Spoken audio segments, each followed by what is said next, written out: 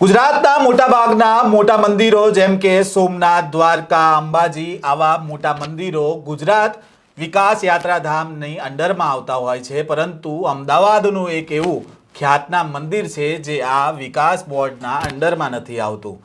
આ જે મંદિર છે જગન્નાથ મંદિર, તે પાછલા સમયમાં કૌભાંડમાં પણ તેનું નામ સામે આવ્યું હતું. જે આ ટ્રસ્ટની જમીનો હતી તેને લઈને આ વિવાદ સર્જાયો હતો. હજી આ વિવાદનો અંત આવ્યો નથી. તેવામાં તાજેતરમાં ખ્યાતિકાંડ, જે ખ્યાતિ હોસ્પિટલમાં જ્યાં દર્દીઓના હૃદય ચીરી નાખવામાં આવ્યા, તેના માલિક કાર્તિક પટેલનો પણ આ ટ્રસ્ટીમાં સમાવેશ કરવામાં આવ્યો છે. એટલે કે જગન્નાથ મંદિરના ટ્રસ્ટીમાં આ કાર્તિક પટેલનો સમાવેશ કરવામાં આવ્યો છે. બની શકે કે હજી કૌભાંડ કંઈક બાકી રહી ગયું હશે કરવાનું, એટલે આવા લોકોને અંદર ટ્રસ્ટી તરીકે દાખલ કરવામાં આવે છે. વિગતે વાત કરીએ, જે લાંબા સમયથી જે જગન્નાથ મંદિરના જે ટ્રસ્ટનો વિવાદ ચાલી રહ્યો છે તેની સામે લડત આપી રહેલા ભરતસિંહ પાસેથી. તો ભરતસિંહ, આપણે શરૂઆત ત્યાંથી કરીએ. તાજેતરમાં જ અત્યારે એક અમદાવાદની હોસ્પિટલ છે જ્યાં કતલખાનાની જેમ દર્દીઓ સાથે વ્યવહાર થતો હતો. દર્દીઓની જાણ બહાર જ ત્યાં ઓપરેશન થતા હતા અને તેના માલિક કાર્તિક પટેલ એ જગ્યા પર ટ્રસ્ટી બને છે, જે જગન્નાથ મંદિર ટ્રસ્ટ કહેવામાં આવે છે, જે ઘણા સમયથી વિવાદમાં હતું જમીન કૌભાંડના લીધે, અને તમે સતત લડત પણ આપી હતી. તો આ વિશે તમારું શું કહેવું છે? પહેલાં તો મારું એવું કહેવું છે કે શ્રી જગન્નાથજી મંદિર ટ્રસ્ટ E240 અને શ્રી નરસિંહદાસજી ગૌ સેવા ટ્રસ્ટ E2362 આ બંને ટ્રસ્ટોમાં સોલ પ્રોપરાઇટર દિલીપદાસજી છે અને તેમાં વહીવટી કમિટીના સભ્યો છે. તેમાં સુએજ ફાર્મની સર્વે નંબર 138, 229, 230, 231, 232, 233, 234, 237/1 અને 239 નંબરની જમીનો મંદિરના વહીવટી કમિટીના સભ્યો અને ટ્રસ્ટીએ ભેગા મળી અને ગેરકાયદેસર રીતે, ગેરકાનૂની રીતે બંધ બારણે કોઈપણ પ્રકારની મંજૂરી મેળવ્યા વગર, ટેન્ડર બહાર પાડ્યા વગર, ચીફ ચેરિટી કમિશનરની પૂર્વ મંજૂરી મેળવ્યા વગર, કલમ 36ની પરવાનગી લીધા વગર, કોઈપણ પ્રકારની પરવાનગીઓ મંજૂરી લીધા વગર બંધ બારણે એક શ્રી જગન્નાથજી કન્સલ્ટન્સી નામની એક ફર્મ બનાવી અને શ્રી જગન્નાથજી કન્સલ્ટન્સીની આપણે પાછળ જોઈએ તો શ્રી જગન્નાથજી કન્સલ્ટન્સીના સોલ પ્રોપરાઇટર યાસીન ગનીભાઈ ઘાંચીના નામે આ તમામ જમીનોનો રજિસ્ટર્ડ વેચાણ ચાંદ રહે સૂરજ રહે ત્યાં સુધી વેચાણ કરી આપવામાં આવી. અને એ બાબતે અમોએ આપણા દેશના વડાપ્રધાન શ્રી નરેન્દ્રભાઈ મોદી સાહેબ અને તમામ વિભાગોમાં ફરિયાદ કરેલી હતી, જેના અનુસંધાને તારીખ 7/1/2020ના રોજ ચુકાદો પણ આવ્યો કે આ વહીવટી કમિટીના સભ્યો અને ટ્રસ્ટીઓ જે ભ્રષ્ટાચાર કર્યો છે અને તમામ દસ્તાવેજો અને તમામ જે ટ્રાન્ઝેક્શનો કર્યા છે તમામને આથી રદ કરવામાં આવે છે અને તમામ જમીનો શ્રી જગન્નાથજી મંદિર ટ્રસ્ટ અને શ્રી નરસિંહદાસજી ગૌ સેવા ટ્રસ્ટને પરત કરવાનો હુકમ પણ 7/1/2020ના રોજ આવી ગયો છે. તેમ છતાં હજી સુધી આ જમીનો પરત લેવામાં આવી નથી આ લોકો દ્વારા, અને લેવા માટે કોઈ પણ કાર્યવાહી કરવામાં આવી નથી. કેમ? કારણ કે આ બધા જે પૈસા આ લોકોએ ઘર ભેગા કરી લીધા છે, તો જે લોકોને પાસેથી જમીન આ લોકો પરત માંગવા જાય તો એ લોકોને જે નાણાં આપવાના થાય તો એ લોકો ક્યાંથી લાવે? ચુકાદો આવી ગયો તેમ છતાં હજી સુધી આ લોકો એ જમીન પરત લેતા નથી અને આ બાબતે કોઈ પણ કાર્યવાહી કરતા નથી અને આવો ને આવા ભ્રષ્ટાચારો હજી પણ ચાલુ છે. મારું એક વસ્તુ એ બાબતે કહેવું છે કે જ્યારે કેન્દ્ર સરકાર અને રાજ્ય સરકાર આટલી સક્ષમ છે અને આવા ભ્રષ્ટાચારો થઈ રહ્યા છે અને આપણા યશસ્વી વડાપ્રધાન પણ આ બાબતે ખૂબ જ દેશ માટે અને કાર્ય કરતા રહ્યા છે અને અગાઉ પણ મેં એમને રજૂઆત કરી હતી પત્ર વ્યવહાર દ્વારા અને ઈમેલ દ્વારા, તો 100% પરિણામ પણ મળેલ છે. મંદિરની વાત કરો છો, ત્યાં દર વર્ષે જ્યારે રથયાત્રા નીકળે છે ત્યારે કેન્દ્રીય ગૃહમંત્રી પણ આવે છે, CM પણ આવે છે, HM પણ આવે છે, ને આ મંદિરમાં આટલું મોટું કૌભાંડ થઈ ગયું. આ નેતાઓ ધર્મની વાતો કરતા હોય છે, પરંતુ અહીંયા આટલું જમીનોનું કૌભાંડ થઈ ગયું તેમના ધ્યાને નહીં આવ્યું. આટલી રજૂઆત, આટલી કાર્યવાહી, તેમ છતાં હજી સુધી કોઈ જ પગલાં ના લેવાયા. આમાં ચુકાદો પણ આવી ગયા છે અને હજી તેમ છતાં હજી સુધી જમીનો પરત લેવામાં આવી નથી. એ દુઃખની વાત છે. પરંતુ મારું એક વસ્તુ આજે કહેવું છે કે આ ભ્રષ્ટાચારીઓના હાથમાં જે સુકાન આપેલી છે અને જે લોકોએ 800 કરોડનો ભ્રષ્ટાચાર કર્યો હતો તેમાં ચુકાદો પણ આવી ગયેલો છે. તેમ છતાં એના એ જ લોકો હજી પણ એ વહીવટ કરી રહ્યા છે અને આગળ પણ આવા ભ્રષ્ટાચારો થવાના જ છે. કેમ?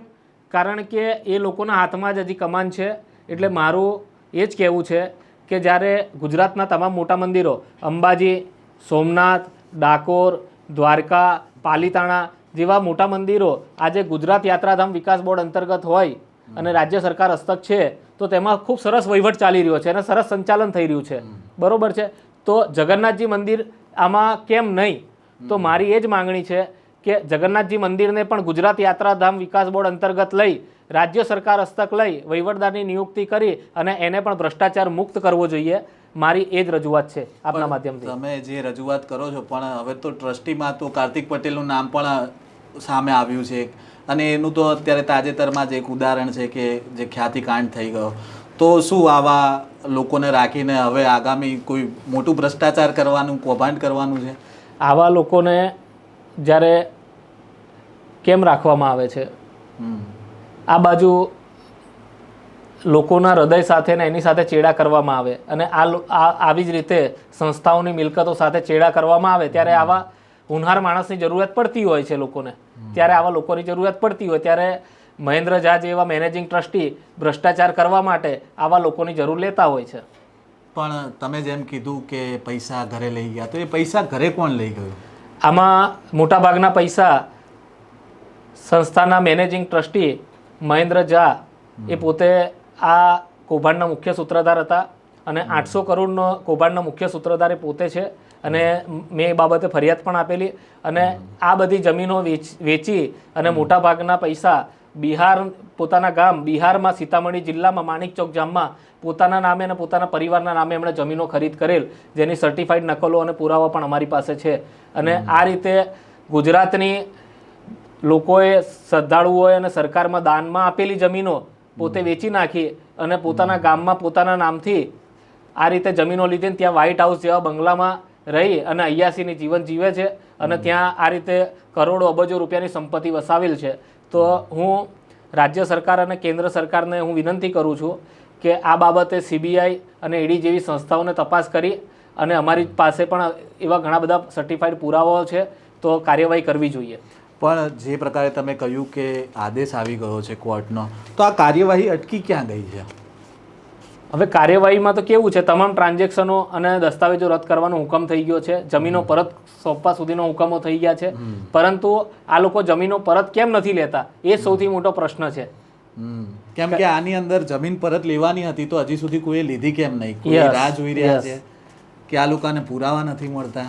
જ્યારે ચુકાદા જ આવી ગયા હોય કોઈ પણ મેટરના, તો પુરાવાનો કે એનો અભાવ રહેતો જ નથી. ચુકાદાનું જે નામદાર chief charity commissioner YM Shukla સાહેબે 7/1/2020નો જે ચુકાદો આપેલો છે તેનું પાલન જ કરવાનું હોય છે. તેનું પાલન કરે તો કાલે સવારે પણ આજે પણ એ રેકોર્ડમાં અત્યારે શ્રી જગન્નાથજી મંદિર ટ્રસ્ટના અને શ્રી નરસિંહદાસજી ગૌસેવા ટ્રસ્ટના નામે એ જમીનો ચાલી રહી છે. એટલે એ પરત લેવાનો કબજો જે આ લોકોએ સોંપી દીધો છે, કબજો લેવાનો પ્રશ્ન ઊભો થાય છે. એટલે હવે કદાચ બની શકે કે ઉપરથી કંઈક આદેશ થાય તો આ જે કાર્યવાહી અટકેલી છે તે ફરી શરૂ થઈ જાય અને પછી આ જમીનો પાછી આવે. પરંતુ તમે જે આખી વાત કરી કે હમણાં બિહારમાં આવી રીતે બંગલા બનાવીને રાખ્યા છે, અહીંયા આપણે જોઈએ તો સાધુના વેશમાં જોવા મળે છે. એને એમને જોઈને કોઈ લાગે નહીં કે આ મહારાજો કે આ લોકો આટલું મોટું કૌભાંડ કરી નાખ્યું હશે? પણ બધું ઓથેન્ટિક જ છે અને રજિસ્ટર્ડ ડોક્યુમેન્ટ્સ છે.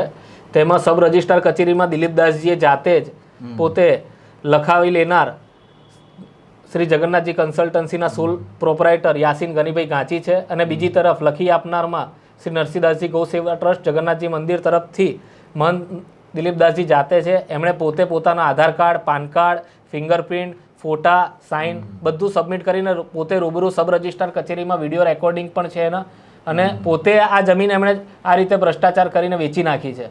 તો એનાથી મોટો શું પુરાવો હોઈ શકે? આજે આવી શ્રી જગન્નાથજી કન્સલ્ટન્સી નામની સંસ્થાનો સોલ પ્રોપરાઇટર યાસીન ગનીભાઈ ગાંચી કેવી રીતે હોઈ શકે? સૌથી મોટો એ પ્રશ્ન છે. તો આનો પ્રશ્નનો ઉત્તર એ જ આપી શકે છે કે આમણે આ સોલ પ્રોપરાઇટર શ્રી જગન્નાથજી કન્સલ્ટન્સીનો સોલ પ્રોપરાઇટર યાસીન ગનીભાઈ ગાંચી કેવી રીતે બની ગયો? એટલે આ બધા જ સવાલોના જવાબ તો મહંત પોતે આપે તો વધારે સ્પષ્ટતા થાય કે આ ગાંચી છે એ કઈ રીતે પ્રોપરાઇટર બની ગયો, પછી આ કાર્તિક પટેલ છે એ ટ્રસ્ટી કેવી રીતે બની ગયો, કોનો આદેશ થયો અને કાર્યવાહી કેમ નથી થતી, ક્યાં અટકી ગઈ, આ બધા જ જવાબના ખુલાસા મહંતે પણ કરવા જોઈએ. અને જે પ્રકારે ભરતસિંહે કહ્યું કે આટલા બધા ગુજરાતમાં મોટા મંદિરો છે અને આ બધા જે બોર્ડના અંડરમાં આવે છે, તો પછી આ એક મંદિર કેમ બાકી રહી ગયું? કારણ કે આ જે મંદિર છે તેની ટ્રસ્ટની જમીનો હતી, 800 કરોડ રૂપિયાની જમીનનું કૌભાંડ થઈ ગયું અને તેમ છતાં પણ હજી આ મામલે ચુકાદો આવી ગયો ને તેમ છતાં કાર્યવાહી નથી થઈ. અને કાર્યવાહી ના થઈ એટલું તો બરાબર, પરંતુ અહીંયા ટ્રસ્ટીમાં કાર્તિક પટેલ જેવા લોકોનો પણ સમાવેશ કરવામાં આવ્યો છે. હવે જોવાનું રહ્યું કે આ મામલે આ જે ટ્રસ્ટીઓ છે અને જે આ મહંતો છે તે શું ખુલાસો કરે છે. આ જ પ્રકારના સમાચારો સાથે મળતા રહીશું. ત્યાં સુધી નવજીવન ન્યૂઝ સાથે જોડાયેલા રહેજો. વૈષ્ણવજન તો તેને કહીએ જે પીડ પરાઈ